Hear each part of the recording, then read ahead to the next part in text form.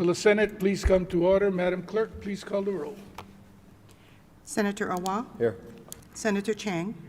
Senator DeCoit. Here. Senator DeCourt. Here. Senator Dela Cruz. Senator Elefante. Here. Senator Favela. Senator Fukunaga. Senator Gabbard. Senator Hashimoto. Senator Ihara. Excused. Senator Inoue. Aloha. Here. Senator Kanuha. Senator Keoho Kalole. Senator Kidani. Senator Kim.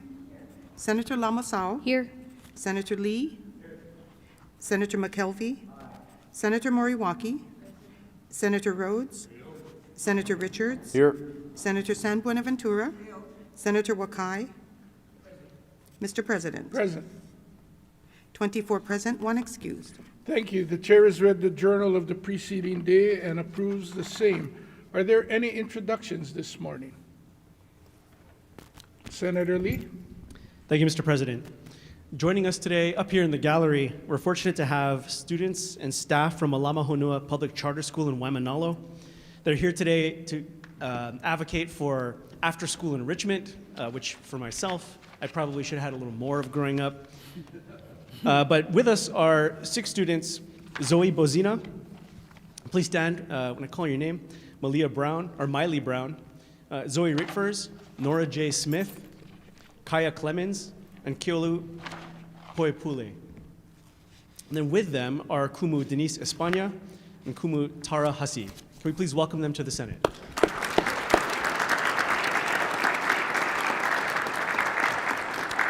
Further introductions? Senator Kim.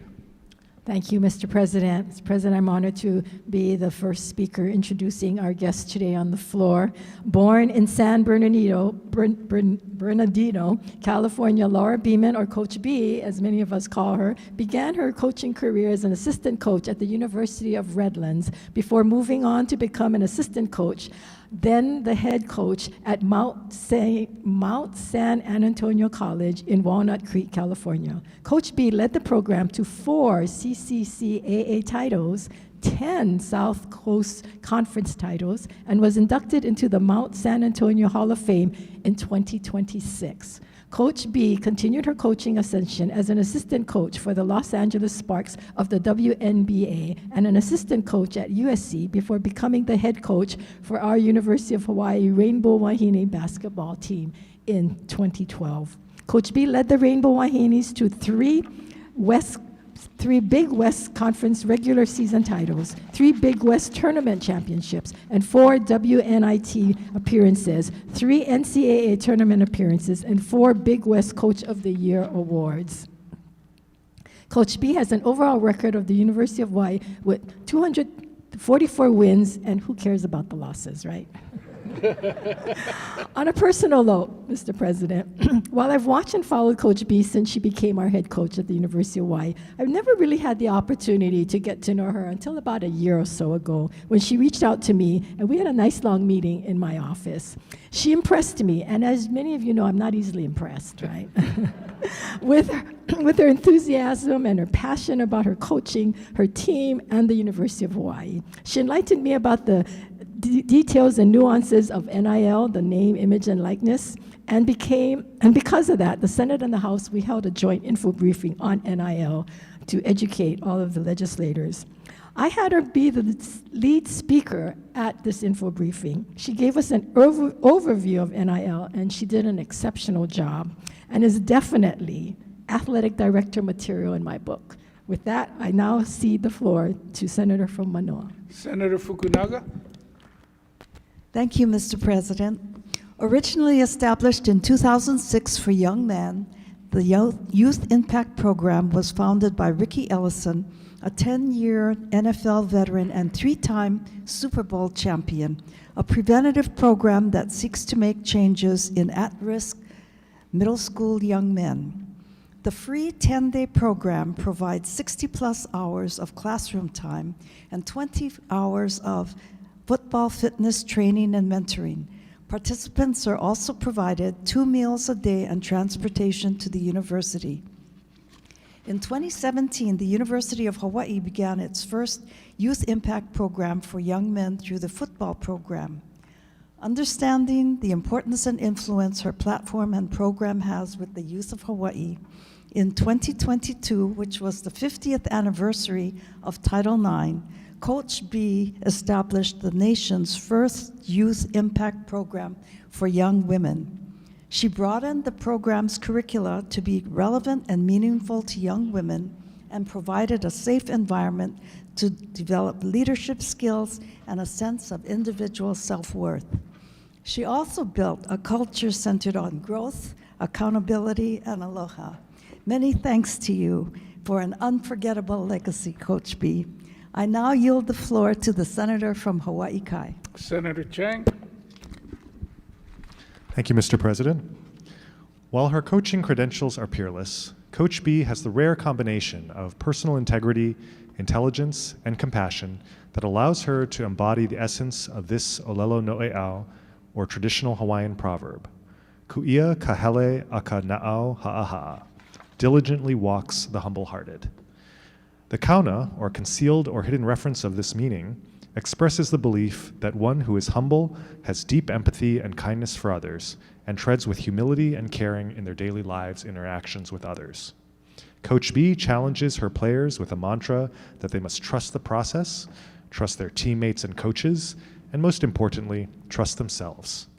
Coach B's holistic approach to coaching encompasses the entirety of each player's identity in order that they may realize their greatest potential as a player and, more importantly, as an individual as they move on to become a contributing member of society.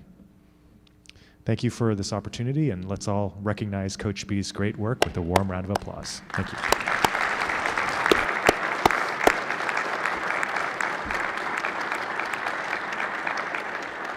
So we're a little poorly scripted this morning. In the gallery, we have Matt Elliott, the athletic director for the University of Hawaii. Matt, if you'd stand up.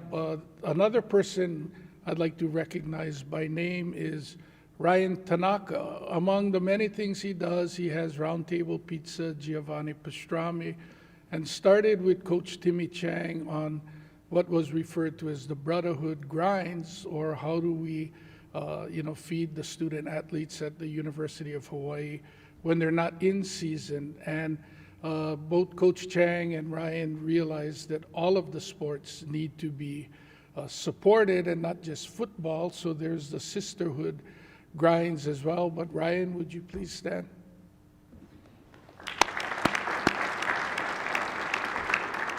And then Coach Beeman has a bunch of her staff and supporters. Will you please rise?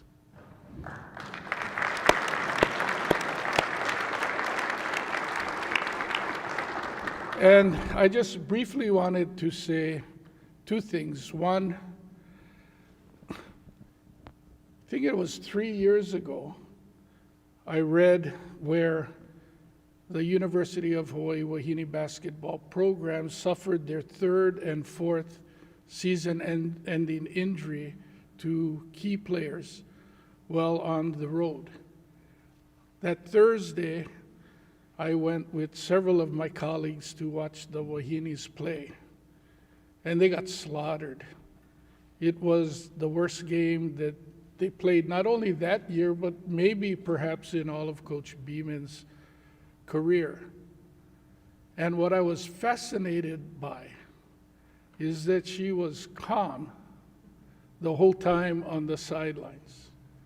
And often when things aren't going good, then it's easy to try to transfer your blame to someone else. And the easy way to transfer the blame is to start yelling at the players, so the fans think that the players are not doing something right.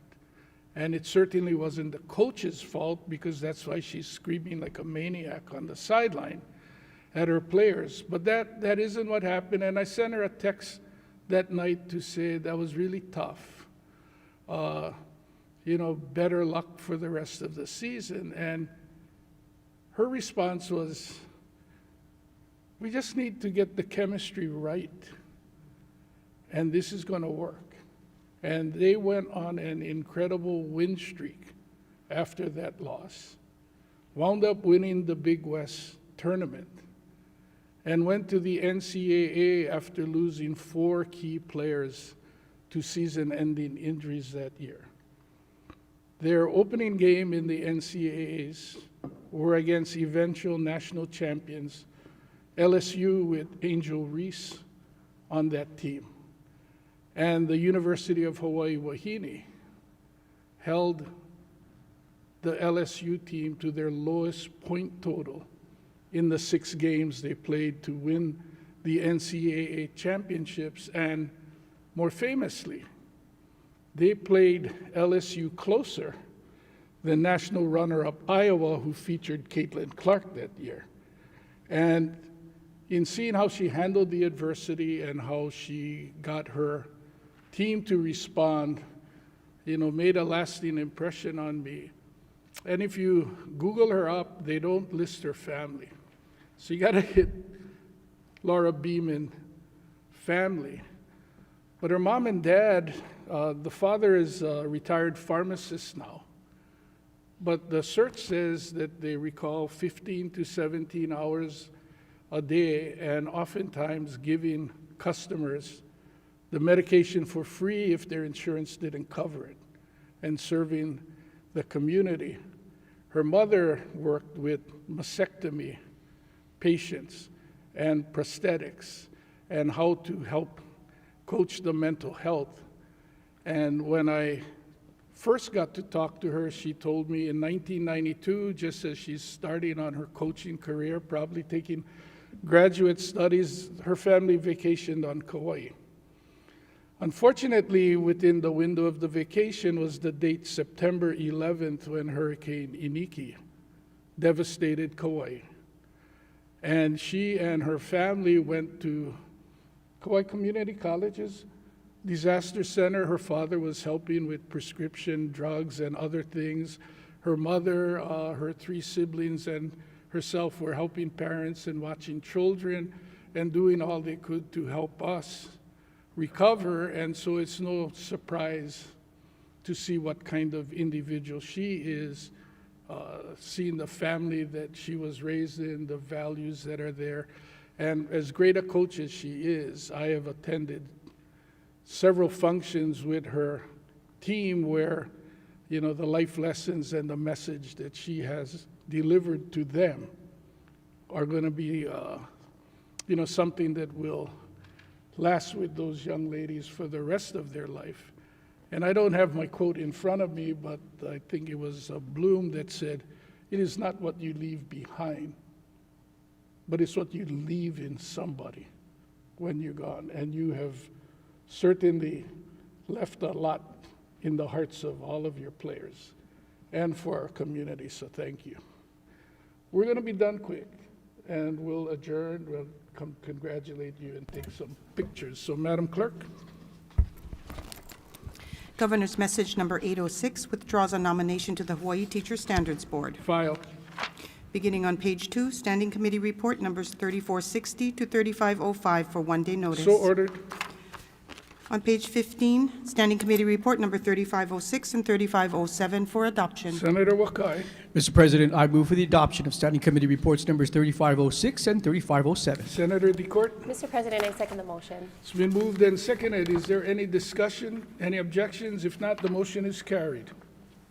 Beginning on page 16, Adoption of Resolutions, Standing Committee Report numbers 3432 to 3459, Senate Concurrent Resolution 74 and Senate Resolution 68 for adoption. Senator Wakai.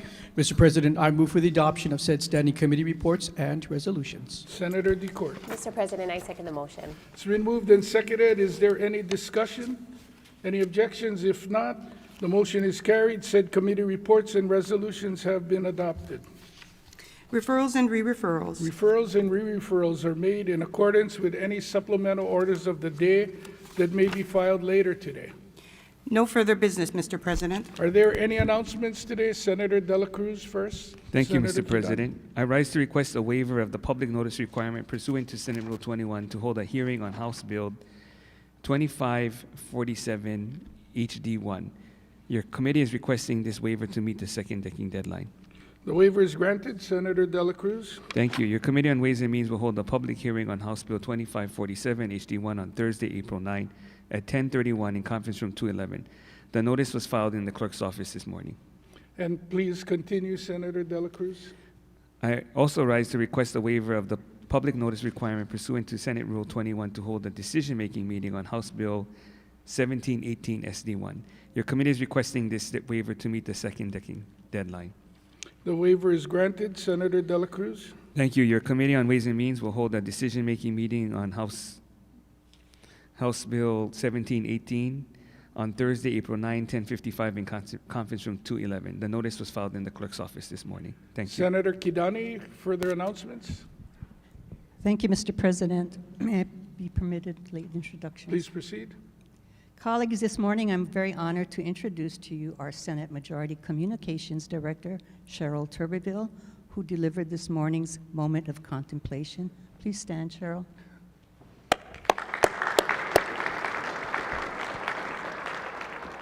Joining her in the gallery today is her husband, Judge Fonga To'oto'o. Is he still here? Please stand. Thank you. Welcome to Hawaii State Senate. Any further announcements? Senator San Buenaventura, Oh, sorry. I rise for a point of personal privilege. please proceed. I did not want to follow Senate President's impassioned speech. I just wanted to point out I am one of many of the Wahines basketball fans, and I have a name, image, likeness example of Coach Beeman with this bobblehead, which I would like her to autograph at the end of the session. And I'd also like to remind senators of our clothing drive. Okay, so any used, gently used or new women's clothing, you can drop them off in my office because we will be collecting them next week. Thank you. Thank you. Any further announcements? If not, the chair has one. All majority senators, please report to the majority caucus room immediately after session. Senator Wakai. Go Bows. I move that the Senate stand in recess, leaving the journal open until 8 p.m. for the receipt of standing committee reports on Senate concurrent resolutions and Senate resolutions to be placed on the calendar for adoption. And I further move that the Senate reconvene at 11:30 a.m. tomorrow. Senator DeCourt. Mr. President, I second the motion. It's been moved and seconded. If there are no objections from the members, the Senate will stand in recess, leaving the journal open until 8 p.m. and will reconvene at 11:30 a.m. tomorrow.